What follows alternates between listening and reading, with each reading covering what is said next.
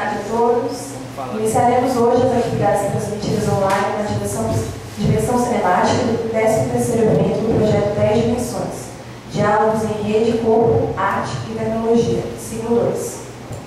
Daremos início a seguir às palestras com os nossos convidados de hoje, a cineasta e pesquisadora professora doutora Jane de Almeida, da Universidade Presbiteriana Mackenzie, que realizará uma palestra sobre cinemas contemporâneos. A professora doutora Jane de Almeida é doutora em Comunicação e Semiótica pela PUC, São Paulo, com estágio pós-doutoral na Harvard em História da Arte. A professora Tatiana Aires Tavares possui graduação em bacharelado em Informática pela Universidade Federal de Pelotas, mestrado em Sistemas de Computação pela Universidade Federal do Rio Grande do Norte e doutorado em Engenharia Elétrica pela Universidade Federal do Rio Grande do Norte. Vamos dar início, então.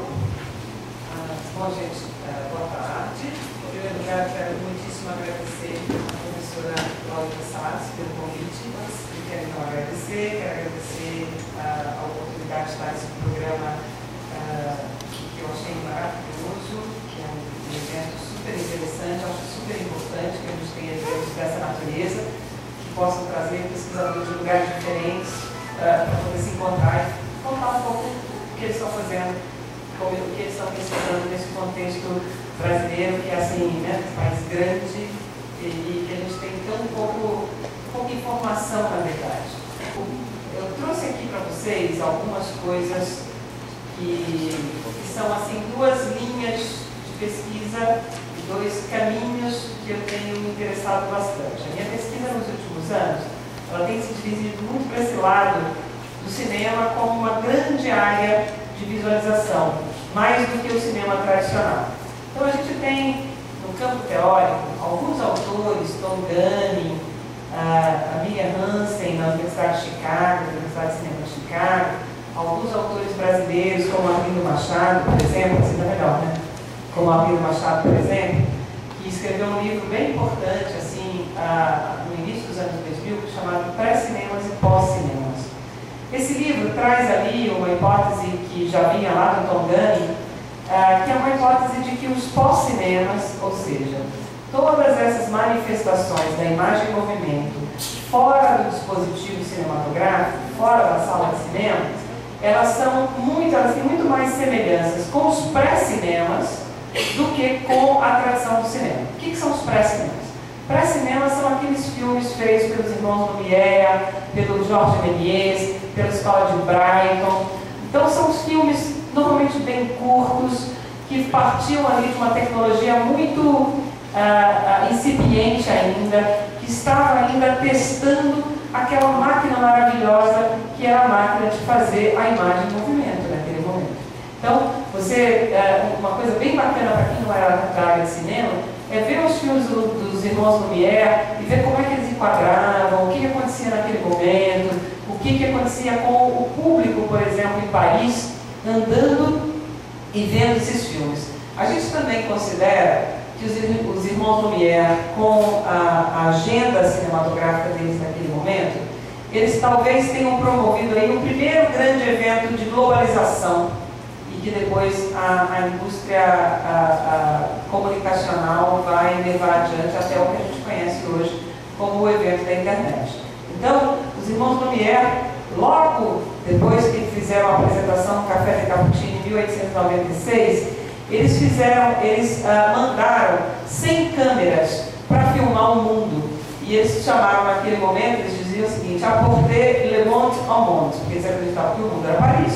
Então nós vamos trazer o mundo para o mundo. Então eles mandaram essas câmeras filmar, por exemplo, a Polônia, a Rússia no momento, filmar, enfim, os Estados Unidos, o México. Uma câmera veio para o Brasil, essa câmera os irmãos Segreto, dois italianos, fizeram as lendárias cenas da Baía da Guanabara, e eles levaram essas cenas todas para Paris e as pessoas iam assistir essas visões, essas imagens do mundo. E naquele momento, então, as pessoas puderam ver o mundo em movimento como elas nunca tinham visto antes. Poucas pessoas tinham a oportunidade de viajar como hoje nós temos, de ver outros países, de conhecer outras civilizações. Então, naquele momento, representou culturalmente um evento, vamos dizer assim, de um porte que até então nós não tínhamos, ou que a gente não tinha tido conhecimento.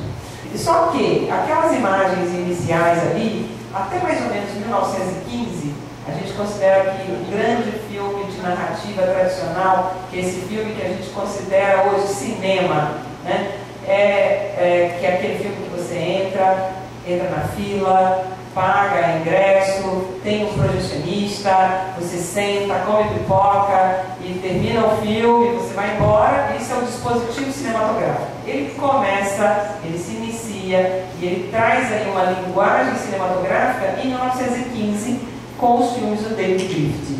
Então, a gente tem, antes desse momento de 1915, aquilo que a gente chama de pré-cinemas, que eram filmes, por exemplo, os irmãos Lumière vão fazer aqui, filmes domésticos, filma a família deles, filma o bebezinho, eles fazem cenas aí que são as primeiras cenas cômicas, eles também imitam as telas impressionistas, eles filmam, por exemplo, paisagens do barco chegando, ou, por exemplo, tela do Cézanne, os jogadores, eles encenam coisas muito pequenininhas, e todos esses filmes são marcados por uma espécie de relação com o espectador, que é uma relação muito particular, porque eles não estavam ainda interessados em produzir aquilo que a gente chama de diegese cinematográfica.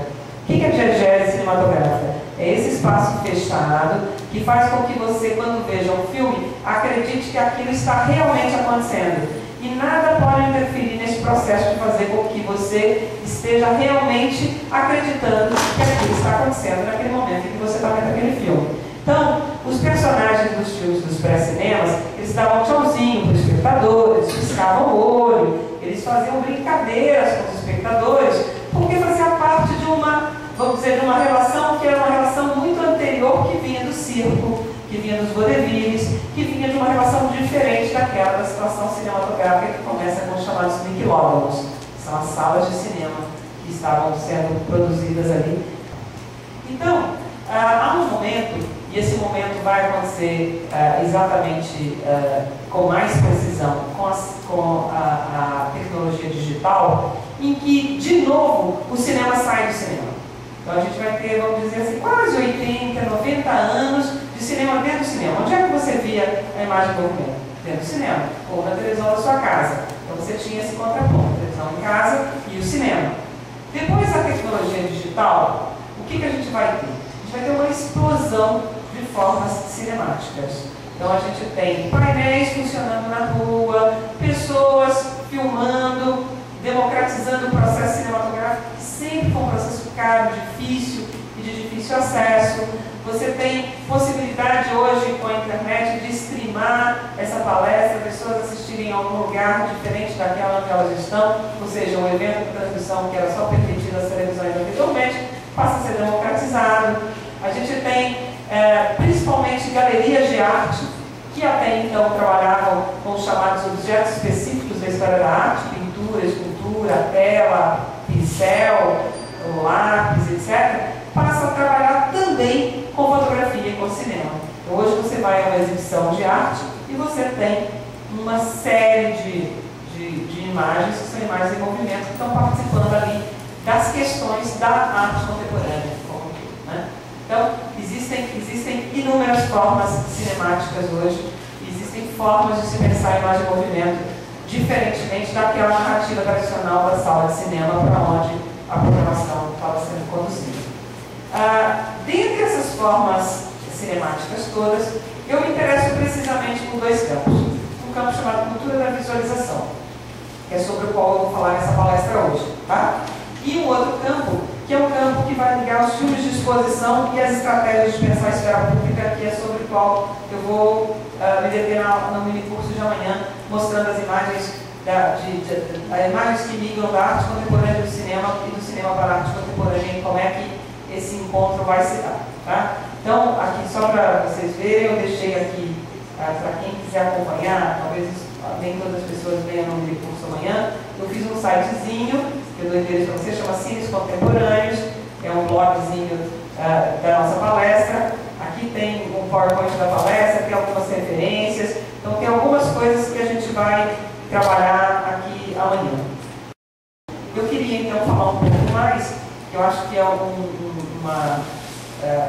tipo de pensamento que tem muito mais relação com o que a Tatiana vai falar aqui hoje, que tem a ver com essas novas formas cinemáticas da cultura da visualização. Até porque a cultura da visualização é um campo enorme, extenso, sem uma definição muito clara. Ela é considerada uma espécie de vertente, ou uma espécie de evolução daquilo que anteriormente se chamava a visualização da informação. Tem muito a ver, por exemplo, com uma série de possibilidades que o pessoal da ciência da computação, o pessoal do universo da informação como um todo, tem trabalhado ali com muita, vamos dizer, com muita garra e com muita dificuldade para entrar no campo que é o campo da chamada interface, ou aquele campo que é a visualização daquilo tudo que foi produzido como informação, né?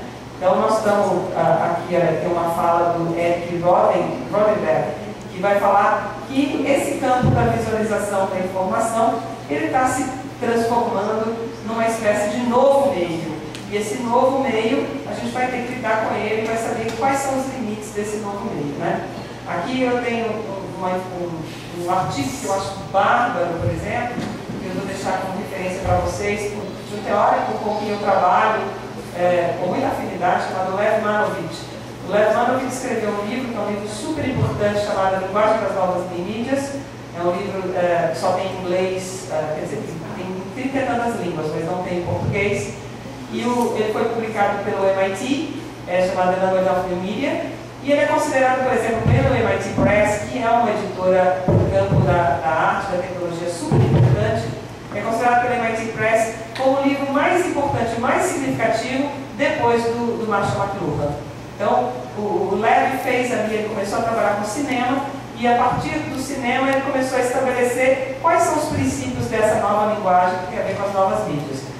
E nesse artigo especificamente, por exemplo, ele trabalha com NURBS, que é algo que é, vamos dizer, a linguagem comum da teoria da computação, que tem a ver com as relações da informação, né, da ciência da informação, e que no campo com o qual ele trabalha, ele vai mostrando como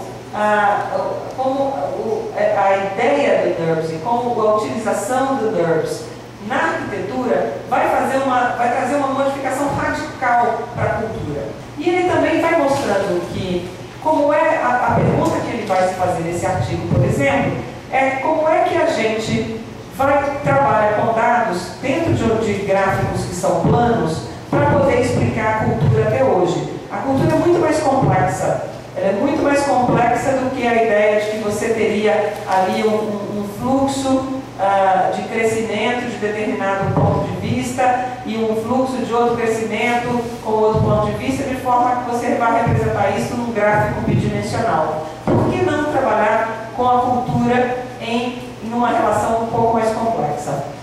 Muitos e muitos dados informacionais da pesquisa estão contemplados na interface da informação. Então, aquela tradicional gráfico bidimensional X e Y, que a gente está acostumado a trabalhar para poder pensar a cultura, para poder pensar a sociedade, que o campo das humanas muitas vezes tem que trazer do campo das exatas, ele também precisa ser repensado. Ele também precisa ser pensado em termos de interface. Ou seja, a complexidade contemporânea, ela também precisa ser repensada em termos de representação. Então, é esse o ponto que é importante aí. Tá? Então, a gente tem aqui um outro que é um jovem, que eu acho bárbaro, que é um jornal científico que a CAPES precisaria conhecer, que é um jornal científico de química, por exemplo, em que você vai fazer experiências em vídeo. E você tem corpo editorial, é tudo super sério. Né? Então é um jornal importantíssimo que as pessoas fazem experiência de química, de física, de biologia, etc., demonstrando no vídeo como é que é a experiência, em vez de escrever, etc. É um jeito de visualizar o mundo da informação, visualizar o mundo do conhecimento. Aqui tem um software super bonitinho. Já viram o Meniais, da Fernanda Viegas?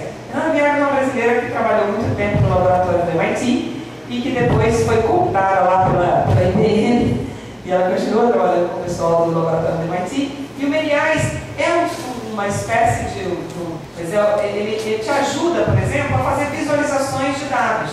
Então, você tem vários templates que você aplica e você usa diversos formatos, e em vez de você trabalhar com aquele velho e bom gráfico bidimensional, você tem milhões de possibilidades de demonstração dos seus dados. Então, por exemplo, você pode fazer uma pesquisa de quantas pessoas em Paris usam bicicleta, usam trem, usam não sei o que, usam não sei o que, não sei o que. Em vez de você usar o gráfico bidimensional, você coloca os dados e o Meliais vai fazer para você uma visualização de forma que você tem tabelas coloridas, que você clica e você tem comparações, etc.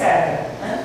Inclusive aquela nuvenzinha, aqueles tags que a gente usa hoje em dia no WordPress, etc., eles que fizeram há muitos anos atrás. Né? Aqui é uma cena dessa Hyperwall, onde o Manovich estava mostrando aí as telas do Mark Rothko naquele momento. Né? E como o pessoal que está aqui da ciência da computação sabe, a gente tem a possibilidade disso tudo acontecer, evidentemente porque os computadores ficaram muito mais potentes e muito mais, com muito mais capacidade de processamento, e porque a gente tem uma rede que permite que esse processamento seja compartilhado e que a gente possa trabalhar em rede e que esse tipo de coisa pode acontecer.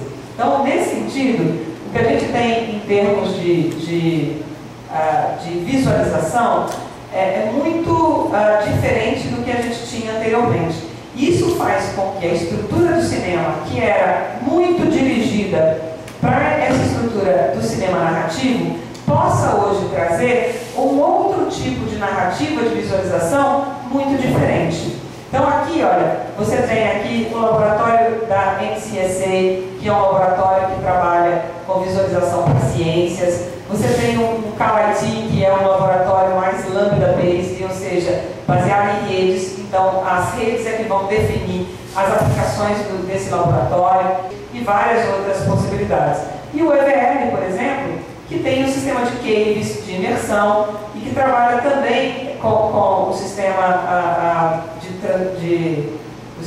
de telecomunicacional por rede fotônica, mas cuja interesse tem a ver com o campo da imersão. Ou seja, você entra e você vê coisas de uma forma como você não via antes, e você vai pensar em pensar nas outras dimensões desses eventos. Né? E você pode prestar atenção que todos eles têm um campo de educação. Eu acho isso bem interessante. Tem cibereducação. Então, por quê? Eu acho isso muito interessante porque é uma forma de você pensar em como você está integrando áreas que são muito diferentes às áreas que são, por exemplo, do meu campo de humanas, que tem a ver com a produção de imagem. Né? Eu fiz graduação em psicologia, depois eu fiz mestrado e doutorado em comunicação, depois eu fiz pós-doutorado em história da arte. Então, esse campo já é em si uma confusão, mas vejam, não é só no campo das humanas, é só um discurso que eu conheço, que eu reconheço as diferenças e que está lá. Quando eu saio de todo esse campo das humanas e encontro essa gente que vem do campo das exatas, né, ou das ciências duras, aí é um choque muito absurdo. Absurdo de estética, um absurdo de ética, um absurdo de tudo. Né? Estou falando de ética porque é o seguinte, a gente tem, por exemplo, nos comitês da CAPES, um grande problema nos comitês interdisciplinares, que é assim, as publicações da área de humanas, normalmente, elas são solitárias, sozinhas, o livro vale muito, e significa que você tem que produzir uma coisa que é muito sua e sozinho. Né? Então, por exemplo, eticamente, no campo das humanas, não é muito legal lá você ficar colocando seu nome junto com o nome dos alunos nas publicações, não é verdade? Enquanto no campo das exatas, do lado de lá, eu lembro que ele falava assim, pisou no meu laboratório que ficou o nome dentro, entendeu? Ou seja, é um outro tipo de ética, é um outro tipo de questão que está aí colocada. E a gente precisa compreender como é que essas coisas acontecem, né? Para nós, por exemplo, o livro é um livro. Nossa, o livro é um livro, né? Lévi-Strauss escreveu um livro. Esse livro significa uma mudança na cultura. Ele gastou anos escrevendo aquele livro. Como você vai exigir de um cara de humanas que ele escreva um artigo a cada ano? Impossível, não é verdade? O cara demora 20 anos, vai para o Brasil, vai para a África, vai para não sei onde e produz o estruturalismo que vai ser a base de toda uma pesquisa do século XX sobre a cultura. Impossível, você não tem como fazer isso. Né? enquanto que do outro lado você tem tantos artigos, tantas pessoas, etc. Para nós, publicar uma página e meia é